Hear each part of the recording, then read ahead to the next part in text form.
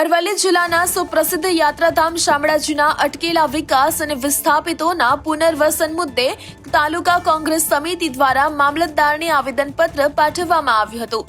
જિલ્લા કોંગ્રેસ પ્રમુખ અરુણભાઈ પટેલના જણાવ્યા અનુસાર વર્ષ 2011માં વિકાસના નામે 100થી વધુ દુકાનો અને 200થી વધુ મકાનો તોડી પાડવામાં આવ્યા હતા, પરંતુ 15 વર્ષ વીતવા છતાં હજુ સુધી અસરગ્રસ્ત પરિવારોનું યોગ્ય પુનર્વસન કરવામાં નથી આવ્યું. માત્ર મંદિર પરિસરનો જ વિકાસ થયો છે, જ્યારે પાર્કિંગ, રિવરફ્રન્ટ યોજના અને પીવા જેવી મૂળભૂત સુવિધાઓ આજે પણ અધૂરી છે.